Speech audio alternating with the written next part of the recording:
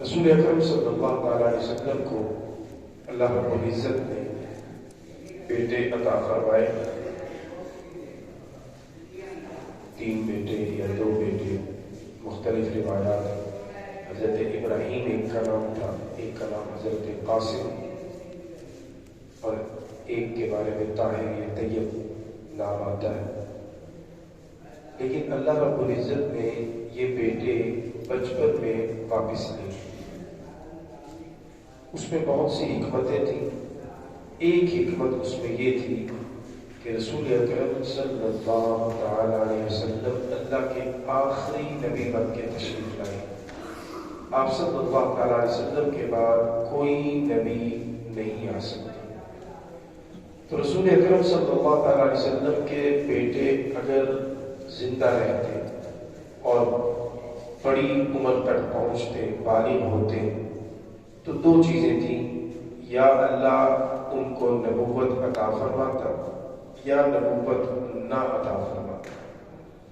اگر اللہ ان کو نبوت عطا فرماتا تو پیارے نبی صلی اللہ علیہ وسلم آخری نبی نہ رہتے، اور اگر اللہ کریم انہیں نبوت نہ عطا فرماتا تو پھر لوگوں کے اعتراض ہونے تھے جو کہ بجا ہونے تھے کہ تم یہ دعویٰ کرتے ہو کہ رسول اکرم صلی اللہ تعالیٰ علیہ وسلم سارے نبیوں سے افضل ہے۔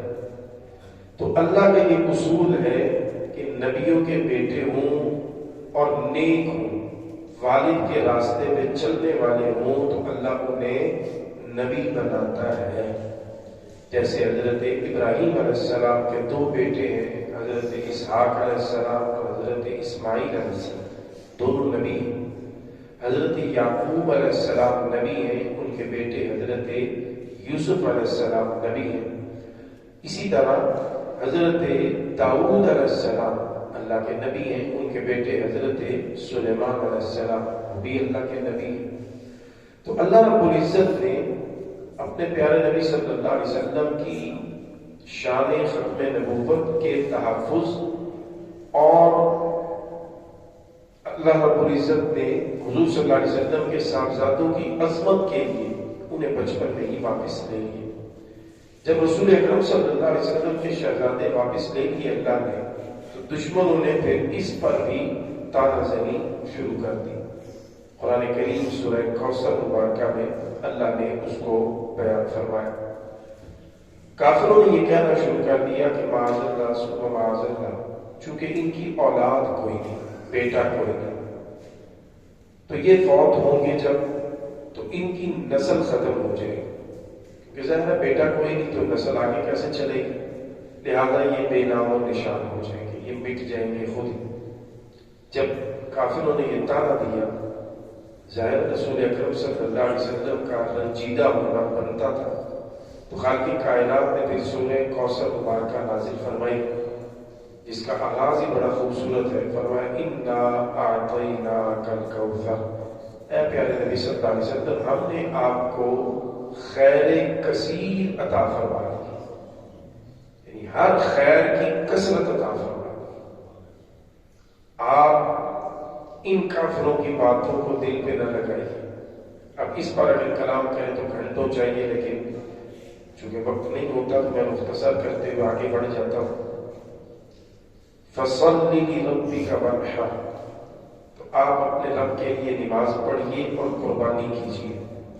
إِنَّ شَانِئَكَ هُوَ الْأَبْتَرُ، یہ جو آپ کو طعنے دیتے ہیں کہ آپ کی اولاد نہیں، آپ ابتر ہوں گے، یعنی آپ کی نسل ختم ہو جائے گی، نسل آپ کی نہیں، نسل ان کی ختم کروں گا، ان کی اولاد ہوتے ہوئے، یعنی ان کو یہ گھمنڈ ہے نا کہ ہماری اولاد ہے، ہم تو چلیں گے۔ اللہ بے پرواہ ہے، بے نیاز ہے۔ فرمایا ان کی اولاد ہوتے ہوئے ان کو بے نام و نشان کروں گا، آپ کو بے نام و نشان نہیں ہونے دیتا۔ اور آج دیکھیے دنیا بھر میں رسول اکرم صلی اللہ علیہ وسلم کا نام نامی گونج رہا ہے، لیکن ابو جہل ابو لہب کی اولاد کدھر ہے؟ وہ جن کو اپنی نسلوں پہ مان تھا، آج ان کی اولادیں کدھر؟ مٹ گئی۔ نہ ابو جہل باقی رہا، نہ ابو لہب باقی رہا، میرے مصطفیٰ کریم صلی اللہ علیہ وسلم کل بھی باقی تھے، آج بھی باقی ہیں، قیامت تک باقی ہیں۔ اور پھر حدیث مبارکہ میں اللہ رب العزت نے اپنی قدرت کا اظہار فرماتے ہوئے اپنے حبیب صلی اللہ علیہ وسلم کو ایک اور کمال کی خوبی عطا فرمایا، جس کو خود رسول اکرم صلی اللہ علیہ وسلم نے بیان فرمایا۔ حضرت سیدنا عمر بن خطاب رضی اللہ تعالی عنہ خلیفہ دوم اس کے راوی ہیں۔ کریم آقا صلی اللہ علیہ وسلم نے فرمایا، اولاد بیٹا ہو تو پھر سلسلہ آگے چلتا ہے، یہ تمہیداً میں پہلے عرض کر رہا ہوں۔ خاندان بیٹوں سے چلا کرتے ہیں، بیٹیوں سے نہیں چلا کرتے۔ بیٹیاں جس گھر جاتی ہیں وہ ان کی نسل کی وارث بنتی ہیں، بیٹے ہمارے وہ جو نسل ہے اس کو لے کے آگے چلتے ہیں۔ حضور صلی اللہ علیہ وسلم نے فرمایا کہ اللہ نے مجھے یہ خصوصیت عطا فرمائی ہے کہ اللہ میری بیٹی جناب سیدہ طیبہ زاہدہ عالمہ حضرت مخدومہ کائنات بی بی فاطمہ الزہرا رضی اللہ تعالی عنہا وسلام اللہ علیہا کے بطن سے میری نسل کو جاری فرمائے۔ یعنی کائنات میں یہ ایک ہی مثال ہے کہ بیٹی سے خاندان چلا ہو، اور یہ اعزاز اور یہ خصوصیت رب نے صرف اور صرف رسول اکرم صلی اللہ علیہ وسلم کو عطا فرمائی۔ تو آپ کی نسل جو آگے بڑھی رسول اکرم صلی اللہ علیہ وسلم کی، اس نسل کا پہلا امین اور اس نسل رسول صلی اللہ علیہ وسلم کا پہلا پھول جو کھلا، اس کا نام جناب حسن مجتبی رضی اللہ تعالیٰ۔ آپ سبحان اللہ کہہ سکتے ہیں، کوئی پابندی نہیں، کیونکہ آپ ایسے بیٹھ جاتے ہیں کنجوس بن کے کہ اللہ کی پناہ، اتنی کنجوسی کس بات کی؟ ایسے نہیں آپ سے مانگتے، لیکن سبحان اللہ تو کہا کریں کم از کم، محبت سے فرمائے سبحان اللہ۔ پتہ نہیں کس مولوی نے آپ کو مسئلہ بتا دیا کہ سبحان اللہ کہنے سے روزہ خراب ہو جائے۔ اللہ کی تعریف کرنی ہے بھائی، یہ چھوٹی باتیں جو میں کر رہا ہوں، یا آپ کو سمجھا نہیں پا رہا، یا آپ لوری سمجھ رہے ہیں اس کو، سو رہے ہیں مزے سے، ہم نیند پوری کر رہے ہیں یہاں بیٹھ کے، سویا نہ کریں، ذرا جاگ کے بیٹھا کریں، جس بات پہ سبحان اللہ کہنا چاہیے وہاں بولنا کریں۔ تو پہلا اس نسل رسول صلی اللہ علیہ وسلم کا وارث،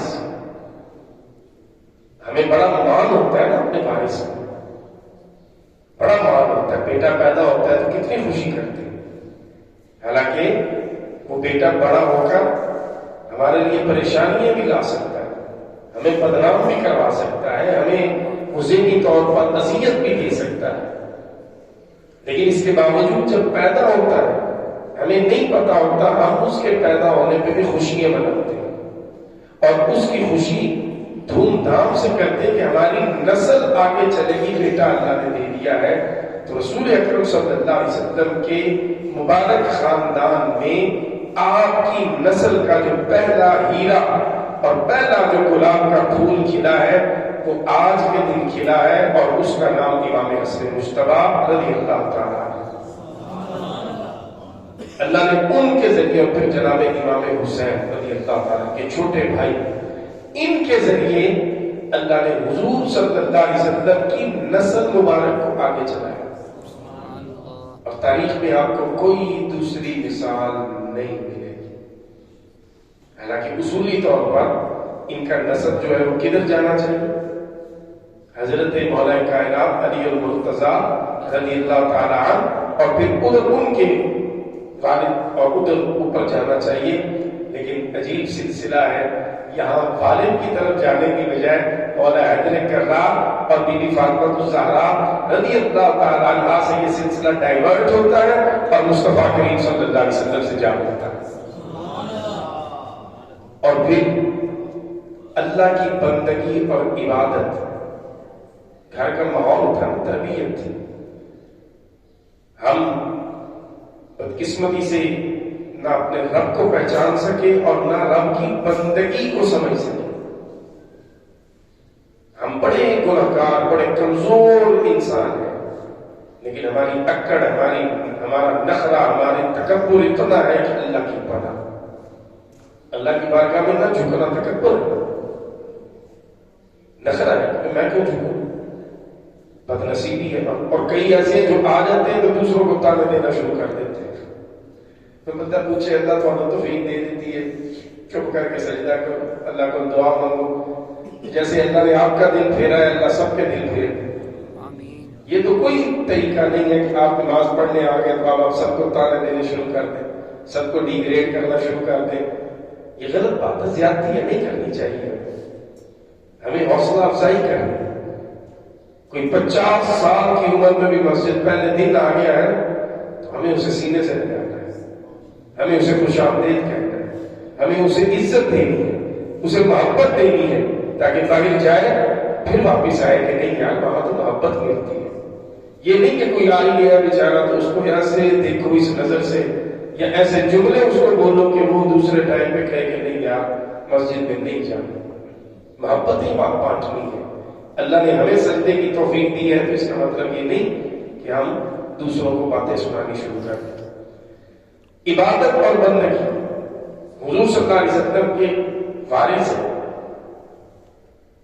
آپ کے نانا نبیوں کے سردار ہیں، لیکن عبادت کس شوق کے ساتھ 25 حج اپنی زندگی میں پیدل سفر کر کے فرمائے۔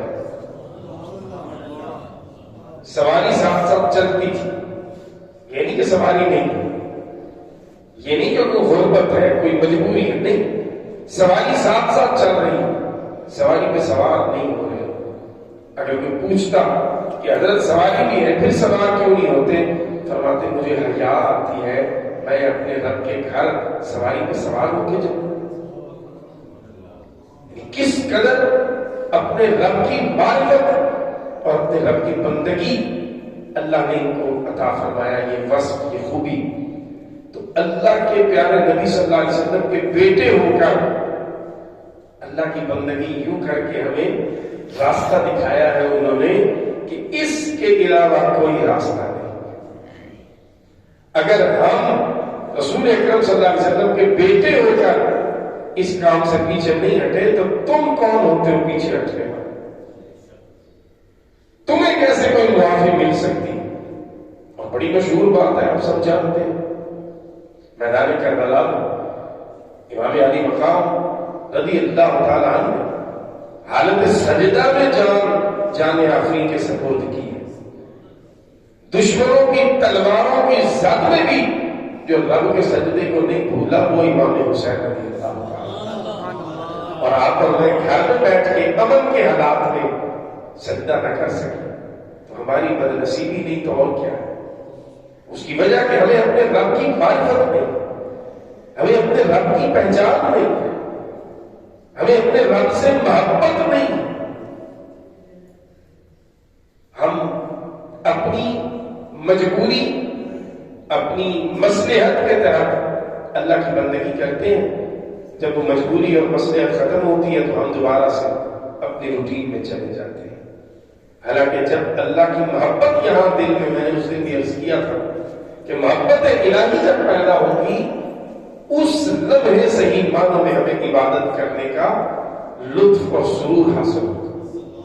پھر ہمیں سمجھ آئے گی کہ نماز کیسے پڑھنی ہے، پھر ہمیں سمجھ آئے گی کہ سجدہ جو ہے وہ کیسے کرنا ہے، مسجد میں کیسے بیٹھنا ہے، کیسے اذان سنتے ہی تڑپ کے مسجد کی طرف دوڑ لگانی ہے۔ رسول اکرم صلی اللہ علیہ وسلم نے فرمایا قیامت کے دن جب کوئی سایہ نہ ہوگا اس وقت بھی ایسے شخص کو اللہ اپنے عرش کا سایہ عطا فرمائے گا کہ جس کا دل اپنی زندگی میں مسجد میں اٹکا ہوا ہوگا۔ یعنی جو مسجد سے جائے گا، جسم جا رہا ہے لیکن دل مسجد میں چھوڑ کے جا رہا ہے، اور اپنی دکان اپنے گھر پہ بیٹھ کے کان مسجد کی طرف یہ ہے کہ کب پھر بلاوا ہے میں دوڑ لگا دوں۔ تو یہ کیفیت جب حاصل ہوتی ہے اس سے پہلے انسان کے یہاں دل میں اللہ کی محبت کا چراغ جلتا ہے، جو کہ امام حسن مجتبی رضی اللہ تعالیٰ نے کر کے دکھایا. پھر خدمت خلق، اللہ کی مخلوق کی خدمت، سخاوت، لوگوں کے لیے آسانیاں کرنا، یہ بھی ختم ہے حضرت امام حسن مجتبی رضی اللہ تعالیٰ آپ کے دوسرے بھائی پہ بھی اس قدر سخی تھے، اس قدر سخی تھے کہ آپ تصور نہیں کر سکتے. ایک شخص سائے بن کے بیٹھا ہے، آپ نے فرمایا بیٹھ جاؤ، ہمارا رزق آ رہا ہے، بیٹھ جاؤ. تھوڑی دیر گزری، حضرت امیر معاویہ رضی اللہ تعالیٰ کی طرف سے آپ کی بارگاہ میں تحفہ پیش کیا گیا معذرت کے ساتھ کہ اس بار لیٹ ہو گیا آپ کا یہ تحفہ، اور ابھی پورا نہیں ہے، ہزاروں وہ درہم یا دینار جو بھی تھا وہ آیا ہے، باقی ابھی آئے گا. آپ نے ہاتھ نہیں لگایا، ہاتھ نہیں لگایا. فرمایا وہ کدھر ہے جو سوال کرنے والا آیا تھا؟ حاضر ہوا، اس نے کہا جی میں. فرمایا یہ لے لیجیے اور معذرت آپ کو انتظار کرنا تھا. کس قدر سخاوت رب نے ان کے دل میں رکھی تھی. اور یہ کب ہوتی ہے؟ یہ پھر وہی بات ہے، جب رب سے محبت ہوتی ہے پھر یہ حوصلے پیدا ہوتے ہیں. اور جب محبت پیسے سے ہو تو پھر بھائی 10 روپے بھی رائے خدا میں لگاتے ہوئے انسان کے ہاتھ کانپتے ہیں، کلیجہ منہ کو آتا ہے اور بندہ ایسے لگتا ہے جیسے جسم سے جان نکل رہی ہے، جیب سے 10 روپے نہیں نکل رہے. اور جب اپنے رب سے محبت ہوتی ہے پھر انسان سمجھتا ہے کہ یہ تو عارضی چیز ہے. اگر اللہ کے اس بندے کی خدمت کرنے سے مالک راضی ہوتا ہے تو سارا کچھ اس کو دے دو، ہمیں اس سے کیا دینا دینا. ہمیں تو اپنے رب کی رضا چاہیے، ہمیں تو اپنے مالک کو راضی کرنا ہے. ہماری زندگی کا مقصد یہ دنیا کی دولت کمانا، جمع کرنا، اکٹھی کرنا نہیں ہے. تو اس انداز سے امام حسن مجتبی رضی اللہ تعالیٰ نے اپنی زندگی بسر فرمائی اور اس شان کے ساتھ اپنے رب کی محبت اور بندگی کی کہ جو ہمارے لیے ایک مثال ہے، ایک نمونہ ہے. تو آج کا دن خوشی کا دن اس نسبت سے کہ ہمارے پیارے نبی صلی اللہ علیہ وسلم کی نسل آگے چلی، اس نسل کا پہلا پھول کھلا ہے ماشاءاللہ. اگر میرے پیدا ہونے میں میرے ماں باپ کو خوشی ہوتی ہے، آپ کے بچوں کی خوشی آپ کو ہوتی ہے، تو پھر رسول اکرم صلی اللہ علیہ وسلم کے شہزادے کی خوشی ساری امت کو ہونی چاہیے کہ ہمارے نبی صلی اللہ علیہ وسلم کے وہ شہزادے ہیں. تو آج آپ نے کوشش کرنی ہے دن بھر میں آپ ان کو تحفے پیش کرتے ہیں. کبھی اللہ کا ذکر کر کے دعا کریں کہ یا اللہ یہ ہماری طرف سے ان کو پیش فرما، کبھی قرآن کی تلاوت کر کے، کبھی کو صدقہ و خیرات کر کے، کبھی کسی کو افطار کروا کے. آج آپ نے سارا دن بھولنا نہیں، اور خود بھی اور اپنی بچوں کو بھی، اپنے گھر والوں کو بھی افطار کے دسترخوان پہ یہ آپ نے بات سمجھانی ہے، یہ بات ان کے ذہن میں بٹھانی ہے کہ بیٹا آج کا دن کس حوالے سے خاص ہے، امام حسن مجتبی کون ہے، ان کا کردار کیسا تھا، اللہ کی بندگی کیسے کرتے تھے، اور حضور صلی اللہ علیہ وسلم نے ان سے کتنی محبت فرمائی ہے. یہ ساری چیزیں ہمارا فرض ہے کہ ہم اپنی آنے والی نسل کو منتقل کریں. جب ہم نہیں انہیں بتائیں گے تو پھر کون بتائے گا؟ تو ہمیں بتانے کے لیے ضروری ہے کہ ہم پہلے خود جانیں. جب خود جانیں گے تو آگے بتائیں گے، جب خود ہی نہیں پتا تو پھر آگے بتانا مشکل ہو جائے گا. تو اس لیے آج کا دن حضرت امام حسن مجتبی رضی اللہ تعالیٰ کے لیے ہم نے کوشش کرنی ہے جو بھی کر سکے اپنے آخرت کو سنوارنے کے.